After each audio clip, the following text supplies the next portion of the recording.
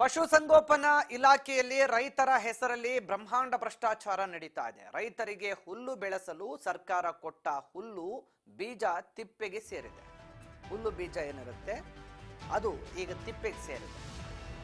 ಪಶು ಸಂಗೋಪನೆ ಇಲಾಖೆಯಲ್ಲಿ ನಡೆದಿರುವಂತಹ ಬ್ರಹ್ಮಾಂಡ ಭ್ರಷ್ಟಾಚಾರ.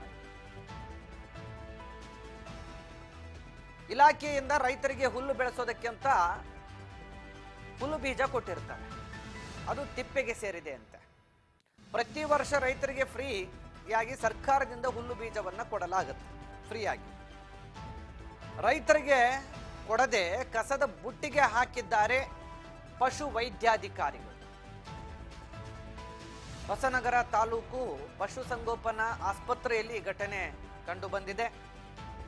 ಅಧಿಕಾರಿಗಳ ಕರ್ತವ್ಯ ಲೋಪ ಕೇಳುವವರು ಯಾರು ಇಲ್ವಾ ಅನ್ನುವಂಥ ಪ್ರಶ್ನೆ ಸಹಜವಾಗಿ ಉಟ್ಕೊಳ್ಳುತ್ತೆ. ಸಚಿವರೇ ಇತ್ತ ಒಂದ್ಸರಿ ನೀವು ಗಮನ ಹರಿಸಲೇಬೇಕಲ್ಲ, ಅಧಿಕಾರಿಗಳಿಗೆ ಮೂಗುದಾರ ಹಾಕಲೇಬೇಕಲ್ಲ. ಏನ್ ಮಾಡ್ತಾ ಇದ್ದೀರಿ?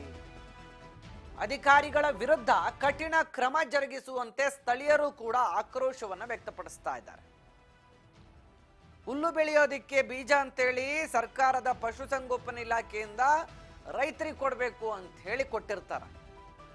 ಆದರೆ ರೈತರಿಗೆ ಅದನ್ನ ಕೊಡೋದೇ ಇಲ್ಲ. ಅವರು ಆಮೇಲೆ ತಗೊಂಡೋಗಿ ತಿಪ್ಪಿಗೆ ಸುರಿತಾ ಇದ್ದಾರೆ.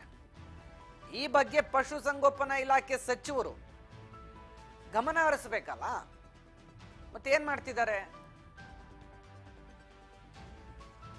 ನೋಡಿ, ದೃಶ್ಯಗಳಲ್ಲಿ ಗಮನಿಸ್ತಾ ಇದ್ದೀರಿ. ತಿಪ್ಪೆಗೆ ಸೇರಿತು ಹಸುಗಳಿಗೆ ಹುಲ್ಲು ಬೆಳೆಸೋದಕ್ಕೆ ಕೊಡ್ಬೇಕಾಗಿದ್ದಂತ ಬೀಜ ತಿಪ್ಪೆಯಲ್ಲಿ ಬಿದ್ದಿರೋದಂತ ತಾವು ನೋಡ್ತಾ ಇದ್ದೀರಿ.